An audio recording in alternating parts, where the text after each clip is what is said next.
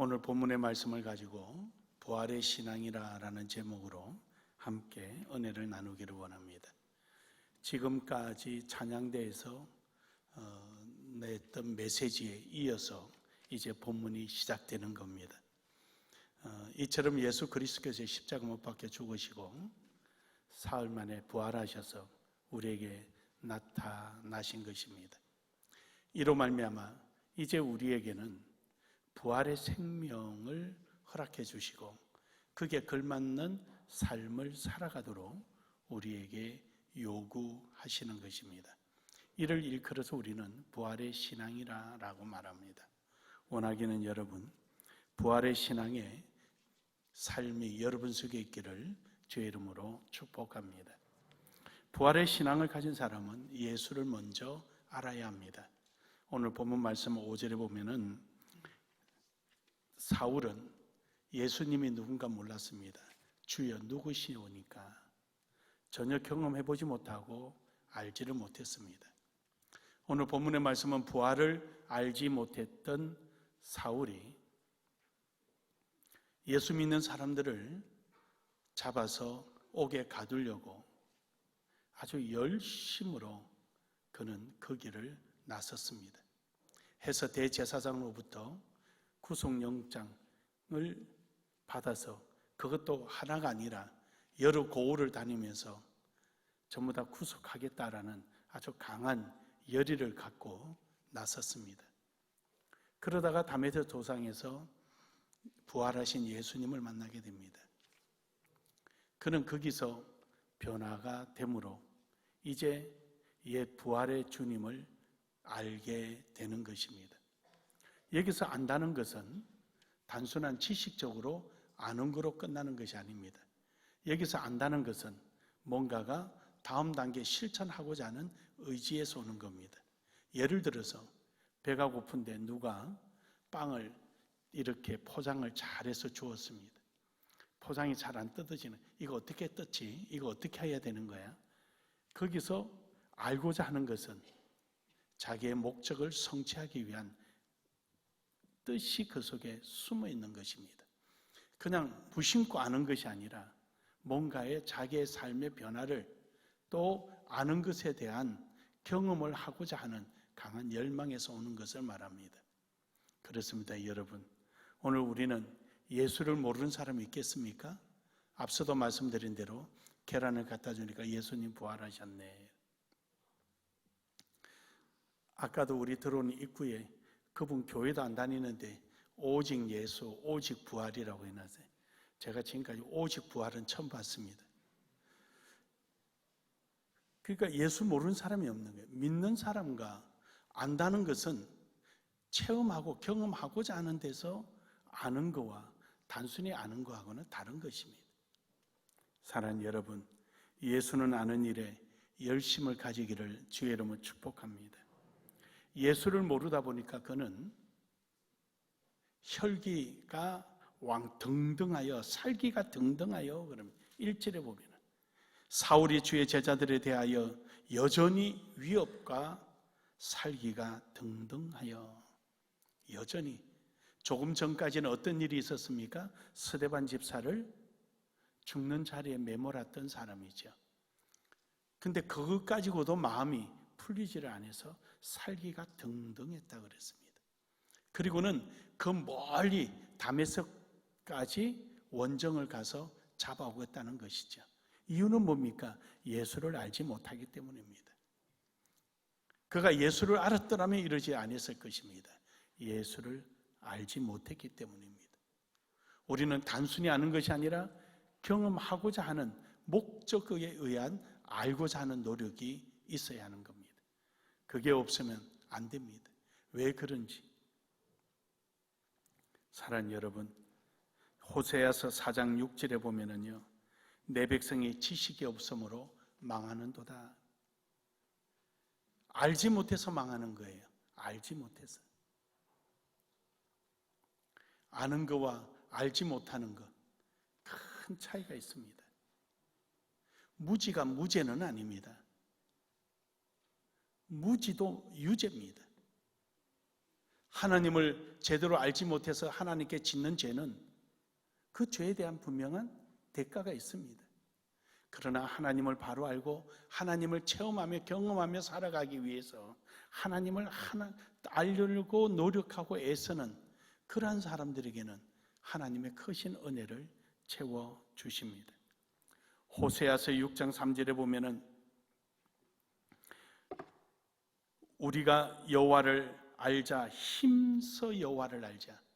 여기서 힘써 여호와를 알자는 것은 오직 여호와께밖에 길이 없고 오직 그 길만이 유일한 길이라는, 다시 말해서 강한 경험을 전제로 한 지식입니다. 알려고 노력하고 힘쓰고 나아가는 것이죠. 출애굽기 17장 9절에 보면은 여호수아라는 인물이 있습니다. 이 여호수아는 이스라엘을 구원하는 일에 앞장섰던 인물입니다. 우리가 예수란 말은 여호수아라는 뜻입니다. 그래서 예수란 말은 여호수아, 호세아, 예수 같은 말입니다. 자기 백성을 구하는 자라는 뜻입니다. 예수 그리스도께 속해 있는 사람, 그런 사람들은 예수 그리스도로 말미암아 구원을 얻게 될 것입니다. 우리는 이러한 구원을 얻는 자리까지, 체험을 하는 자리까지 가도록 우리는 예수를 힘써 아는 은혜가 있기를 주의 이름으로 축복합니다. 사도행전 4장 12절에 보면은 이로써 다른 사람 외에는 우리에게 구원을 얻을 만한 이름을 준 적이 없다 그랬습니다. 오직 예수입니다. 오직 예수. 예수 그리스도만이 우리에게 구원을 주고 영생을 체험하며 누리게 하여 주시는 것입니다. 그러므로 여러분, 부활의 신앙은 예수 그리스도를 아는데 힘쓰며 나아가는 것입니다. 두 번째로는 예수를 믿어야 합니다. 여기서 믿는다는 것은 우리가 가지는 일반적인 믿음이 아니라 적극적인 행동을 말하는 것입니다. 다시 말해서 예수를 안다는 것, 체험하기 위해서 알려고 하는 일에 있어서 가장 우선적으로 행동하는 것을 말하는 것입니다. 그렇습니다. 우리가 그냥 예수를 믿는다, 날 위해 십자가에 못 박혀 돌아가셨다, 이 수준이 아니라 훨씬 그 너머의 수준, 구원 이후의 수준을 말합니다. 믿는다는 이 말이 구원 이전에 믿음을 요구하는 것이 아니라 구원 이후 예수 그리스도의 부활의 신앙으로 말미암아 예수 그리스도의 생명을 체험하고 있는 그런 사람들이, 그런 성도들이 높은 수준의 믿음의 단계를 이루기 위하여 최선을 다하는 것입니다. 믿음에는 두 가지 종류가 있습니다. 절대적 믿음과 상대적 믿음이 있습니다. 절대적 믿음이라는 것은 아브라함이 믿는 믿음이나 바울이 믿는 믿음이나 여러분과 제가 믿는 믿음이나 동일한 것입니다. 하지만 사람마다 믿음의 크기가 다릅니다. 이것을 우리는 상대적 믿음이라고 그럽니다. 어떤 사람의 믿음이 작고 어떤 사람의 믿음이 크고 어떤 사람의 믿음이 많고 어떤 사람의 믿음이 적은 것이죠. 그러므로 여러분과 저는 예수 그리스도를 아는 사람, 부활의 신앙에 의하여 예수 그리스도를 아는 사람은 예수 그리스도를 믿는 믿음이 점점 커져가야 되고 점점 높아져야 되고 점점 넓어져야 되고 점점 깊어지기를 주의 이름으로 축복합니다. 사도 바울은 부활하신 예수님을 만나고 나서 그는 사울이 아니라 바울로 바뀝니다. 그리고는 그의 믿음은 가히 상상을 초월할 정도였습니다. 그래서 우리는 예수님 다음으로 위대한 인물을 뽑으라 그러면은 바울을 꼽습니다. 그는 자기 호련 단신으로 유럽 일대를 돌아다니며 복음을 전파하고 죽음 앞에서도 두려워하지 않고 급한 죽게 되었던 고린도후서 1장에 보면은 내가 받는 고난을 너희가 알지 못하기를 원치 않노라. 내가 급한 죽어서 순교하는 줄 알았다. 거기까지 자기 자신이 내려갔음을 고백합니다. 함에도 불구하고 그는 믿음을 포기하지 않았습니다. 사랑하는 여러분, 오늘도 여러분과 저는 이러한 믿음 안에 있기를 주의 이름으로 축복합니다. 우리가 부활의 신앙을 가지고 있으면 이런 믿음을 충분히 발휘할 수 있습니다. 왜냐? 우리가 믿고 있는 예수 그리스도가 바로 그런 분이기 때문입니다. 요한복음 1장 3절에 보면은 만물이 그로 말미암아 지음받았다. 온 만물이 예수 그리스도로 말미암아 지음받았는데 우리가 어느 곳을 가든지 예수 그리스도의 은혜를 입지 못하며 그 능력에 보호를 받지 못할 일이 뭐가 있겠습니까? 우주 만물의 주인이신데 골로새서 1장 16절에서 17절에 보면은 만물이 그에게서 창조되었다고 말합니다. 또 만물보다 먼저 계신 분입니다. 모든 것을 다 가지고 계신 분이기에 우리는 예수 그리스도를 믿음으로 말미암아 우리는 어떤 곳에 가든지 항상 주님의 보호함 속에 있는 줄 믿습니다. 그러므로 여러분, 빌립보서 2장 11절에 있는 말씀처럼 모든 입으로 예수 그리스도를 주라 시인하여 하나님 아버지께 영광을 돌리게 하셨나니라. 오늘 여러분의 믿음의 삶을 통하여, 부활의 신앙인 믿음의 삶을 통하여 하나님이 영광을 받으시는 것입니다. 오늘 여러분의 이러한 믿음의 신앙이 하나님을 영화롭게 하는 줄 믿으시길 바랍니다. 그러므로 여러분의 믿음이 점점 커져 나가고 점점 많아지고 장성한 예수 그리스도의 분량에 이르도록 우리는 나아가는 믿음의 삶이 되기를 주의 이름으로 축복합니다. 마지막으로는 예수를 따르는 삶이 되어야 합니다. 오늘 여기서 본문 말씀의 사울은 부활의 주님을 만나고 나서 시내로 들어가라. 그리고 너에게 가르치는 대로 이르는 대로 너는 거기 있어라. 그 말에 그는 그대로 따랐습니다. 얼마나 콧대 높고 강한 사람입니까? 당시에 이 사울의 학문은 대단한 학문입니다. 자타가 공인하고 모든 이들이 그를 인정해주고 있었습니다. 그러기에 그는 예수 그리스도를 믿는 자를 잡으러 갔었고 오늘 예수님을 만나자 그의 심경에 변화가 일어나고 믿음이 생기고 이제는 따르기 시작합니다. 그의 눈은 앞이 보이지 않습니다. 하지만 그는 실망하지 않았습니다. 강한 빛으로 인하여 그의 눈이 실명 단계에 이르렀지만 그는 예수님께 따지지도 않았습니다. 그리고 눈을 볼 수 있게 해달라고 구하지도 않았습니다. 그는 무조건 따랐습니다. 사랑하는 여러분, 주님의 말씀 앞에 무조건 따르는 은혜가 있기를 주의 이름으로 축복합니다. 마가복음 5장 10절에서 12절에 보면은 세베대의 아들 시몬이 동업자가 함께 고기를 잡습니다. 고기를 잡았지만 잡지를 못했습니다. 예수님을 만나서 그들이 다시 그물을 던졌더니 그물이 찢어지도록 고기를 잡았습니다. 그들은 깜짝 놀랐습니다.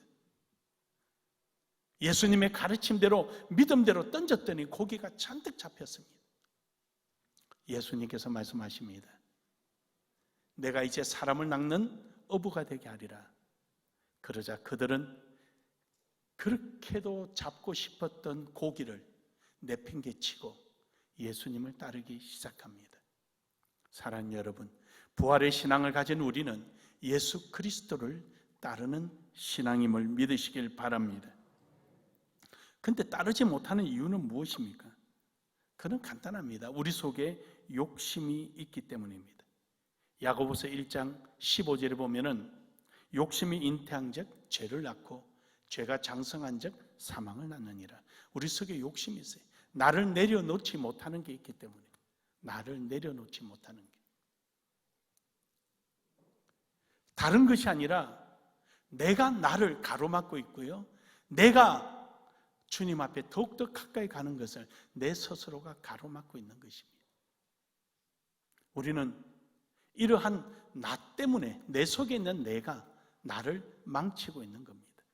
사랑하는 여러분, 여러분 자신을 포기하고 예수 그리스도의 마음을 품어보시기를 주의 이름으로 축복합니다. 그래서 사도 바울은 자기 자신에 대해서 이렇게 고백합니다.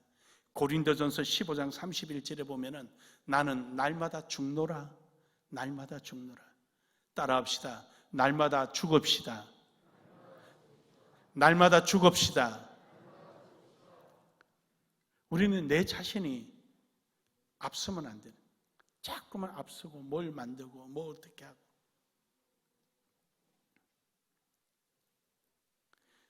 그것을 우리 자신이 내가 내 안에 계신 예수 그리스도 하나님을 높이며 자랑하는 것이지, 내가 그것을 가로막아서는 안 되는 거예요.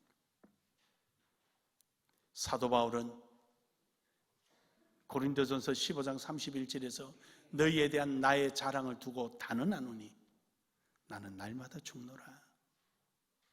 사랑하는 여러분, 날마다 죽는 신앙이 되기를 바랍니다. 죽은 그 자리에 여러분의 예수 그리스도의 마음을 품으십시오. 빌립보서 2장 5절에 보면은 너희는 이 마음을 품으라, 예수의 마음이니. 할렐루야. 예수 그리스도의 마음은 무엇입니까? 빌립보서 2장 1절에서 2절에 보면은 모두가 하나가 되게 하고 합하여 한 마음이 되고 내 마음이 함께 하고자 노력하는 이런 마음이 예수 그리스도의 마음입니다. 예수님은 헬라이나 유대인이나 모두를 하나로 만드는 거예요. 똑똑하든 똑똑하지 않든, 많이 가졌든 적게 가졌든 우리 모두가 하나 되게 하는 일에 내 자신이 소용되고 쓰임 받는 것입니다. 이것이 예수의 마음입니다. 결론적으로 여러분, 우리 나눔의 교회는 부활의 신앙을 가지고 이처럼 예수를 알되 바로 알고